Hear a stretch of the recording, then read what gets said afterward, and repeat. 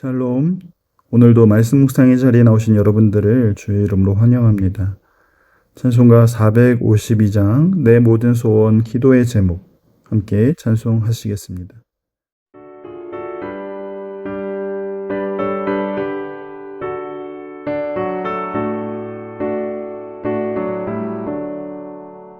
내 모든 소원 기도의 제목 예수님 닮기 원함이라. 예수님 형상 나에게 위해 세상에 머무게 졌네. 예수님 닮기 내가 원하네. 날 구원하신 예수님을 내 마음속에 지금 굳어서 주님의 형상이지소서. 오늘 함께 나눌 말씀은 레위기 26장 44절부터 46절까지의 말씀입니다. 그런즉 그들이 그들의 원수들의 땅에 있을 때에 내가 그들을 내버리지 아니하며 미워하지 아니하며 아주 멸하지 아니하고 그들과 맺은 내 언약을 폐하지 아니하리니 나는 여호와 그들의 하나님이 되리니라. 내가 그들의 하나님이 되기 위하여 민족들이 보는 앞에서 애굽 땅으로부터 그들을 인도하여 낸 그들의 조상과의 언약을 그들을 위하여 기억하리라. 나는 여호와이니라. 이것은 여호와께서 시내산에서 자기와 이스라엘 자손 사이에 모세를 통하여 세우신 규례와 법도와 율법이니라.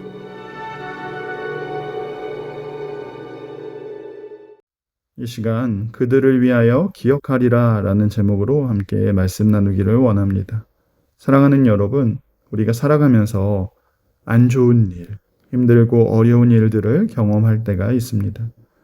우리는 삶에 안 좋은 일이 겹칠 때면 무의식적으로 내가 요새 기도를 안 해서 그런가, 주의를 잘 안 지키고 순종을 안 해서 그런가 이러한 생각을 하곤 합니다. 우리가 믿는 하나님, 우리가 믿는 이 기독교가 정말 순종하면 상을 받고 불순종하면 벌을 받는 그런 인과응보의 종교라고 할 수 있는 것일까요? 오늘 함께 살펴볼 레위기 26장의 말씀에서는 순종할 때 받는 복, 그리고 불순종할 때 받는 화, 하나님이 주실 상과 벌에 대한 내용이 나오고 있습니다.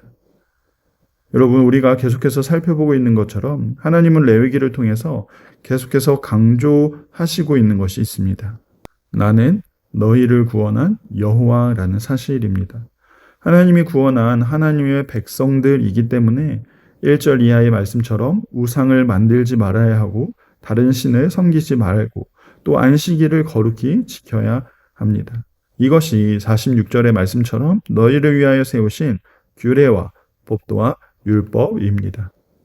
그리고 3절부터는 두 가지 조건을 말씀하시는데 순종과 불순종에 따른 상과 벌에 대한 말씀입니다. 먼저 3절 이하에서 너희가 내 규례와 계명을 준행하면 이러한 복을 받게 된다 말씀합니다. 순종할 때 복을 받게 될 것인데 절 따라 비를 내려주시며 열매를 맺는 추수의 복을 받고 또한 그 땅에 평화를 주며 번성하고 창대하게 하는 땅과 소유의 복을 받습니다. 그리고 모든 전쟁에서 승리하며 자손 번성의 복을 주실 것이라 약속하시는 것이죠. 그리고 가장 중요한 복, 궁극적으로 하나님이 주실 복은 11절 이하의 말씀처럼 하나님의 성막이 이스라엘 백성들 가운데 있고 하나님이 그들의 하나님이 되시고 너희는 나의 백성이 될 것이라는 그 하나님의 임재, 하나님의 함께하심이 바로 하나님이 주실 궁극적인 복입니다. 하나님이 말씀하신 규례와 법도와 율법을 지켜 행하면 하나님이 함께하시는 놀라운 복을 누리게 된다라는 것이죠. 하지만 여러분, 이렇게 복에 대해서만 약속하신 것이 아니라 두 번째로 14절 이하에서는 그러나 너희가 내게 청종하지 아니하여 계명을 준행하지 아니하면 벌과 저주와 심판을 받게 된다 말씀하고 있습니다. 그런데 이러한 심판의 내용은 축복의 내용처럼 단 한 번에 끝나는 것이 아닙니다. 회개하지 않을 경우 7배나 더 강한 심판을 받게 된다 말씀합니다.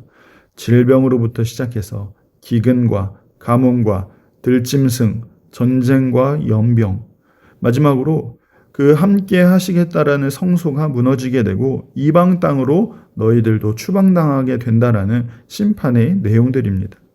그런데 본문의 18절과 21절과 24절, 28절에 보시면 공통적으로 나오는 표현이 있습니다. 너희가 그렇게까지 되어도 내게 청종하지 아니하면 내가 너희를 7배나 더 징벌하시겠다라는 하나님의 무서운 경고의 말씀입니다. 축복을 선포하실 때와는 다르게 이 심판을 선포하실 때에는 7배나 더 징벌하실 것을 강조하시면서 말씀을 듣는 이스라엘 백성들과 또 우리를 더욱 두렵게 만들고 있는 것 같습니다. 하지만 하나님이 이렇게 상보다 벌을 강조하시는 이유가 과연 무엇일까요? 만약 이스라엘이 불순종했기 때문에 그들을 벌 주시고 그들을 심판하시는 것, 이 불순종에 대한 분노가 목적이었다면 사실 이렇게 단계별로 징계의 수위를 점점 올리시지 않으셨을 것입니다. 한 번에 그냥 그들을 망하게 했을지도 모르겠습니다. 하나님이 이스라엘 백성들을 더 괴롭히려고 이렇게 단계별로 조금씩 더 징벌하시는 것도 아닐 것입니다. 다시 말하면 하나님은 이스라엘을 멸망시키고 그들에게 진노를 베푸는 것이 하나님의 목적이 아닙니다. 징계하시고 멈추어서 기다리시는 모습을 우리는 여기서 보아야 하는 것이죠. 그래도 듣지 않으면 강도를 높여서 다시 치시고 또 기다리시는 하나님이십니다. 그리고 그렇게 해서 돌이킬 때까지 내가 그렇게 하시겠노라고 말씀하고 있는 것이죠. 7배씩 가중되는 이 무서운 징계의 목록은 하나님의 진노가 결코 아니라는 것입니다. 영적인 불감증에 걸려서 영원한 멸망의 낭떠러지로 질주하는 그 하나님의 백성들을 위한, 그들을 막아 세우기 위한 하나님의 끈질긴 사랑의 경고인 것입니다.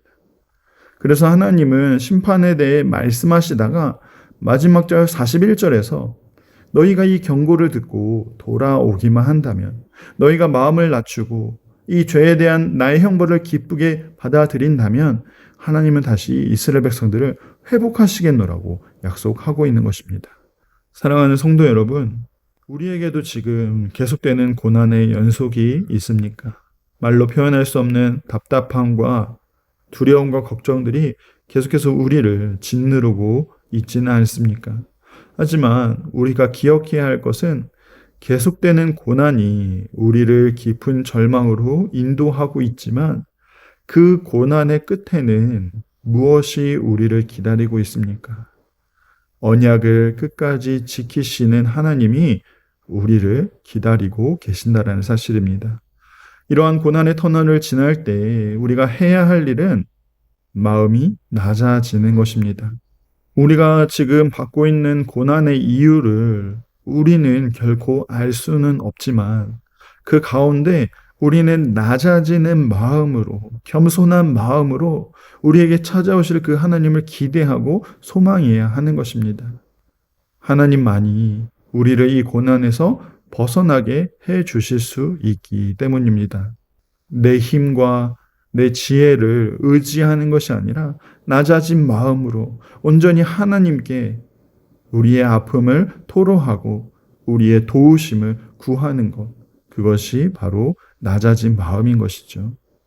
하나님은 반드시 그 언약을 기억하시고 우리에게 찾아오셔서 우리를 회복시켜 주실 것이기 때문입니다.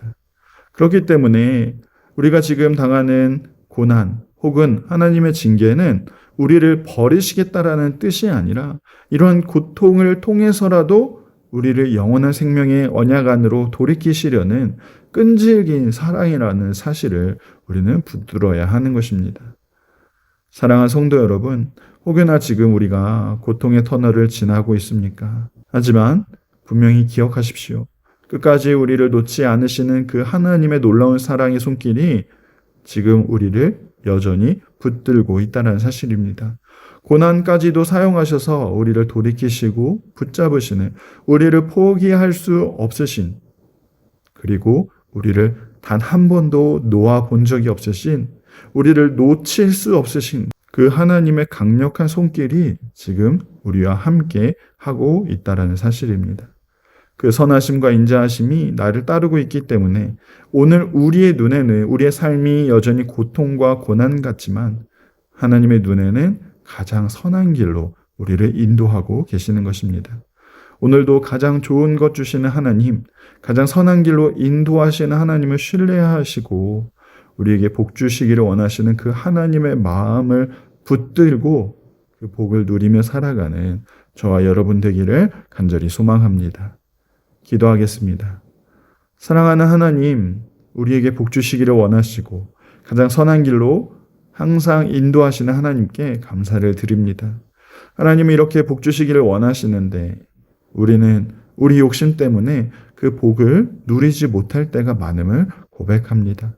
때로는 우리의 욕심 때문에 우리가 잘못된 길로 갈 때도 있고 고난의 길로 걸어갈 때도 있습니다. 하지만 우리가 그 고난의 길을 걸을 때에도 하나님은 한 번도 우리를 잊으신 적이 없으시고 우리를 놓쳐본 적이 없으신 신실하신 하나님이십니다. 끝까지 우리를 지키시는 그 하나님의 손길을 날마다 경험하게 하여 주셔서 우리가 비록 고난 중에도 하나님을 신뢰하는 그 믿음으로 걸어가는 우리의 모습 다되게 하여 주옵소서. 고난의 길 그 끝에서 하나님의 회복을 경험하게 하시고 그곳에서 하나님의 선하심을 찬양하며 믿음의 간증을 올려드리는 우리의 복된 삶 다되게 하여 주옵소서. 오늘도 가장 선한 길로 인도하시는 하나님께 감사를 드리오며 살아계신 예수님의 이름으로 기도합니다. 아멘.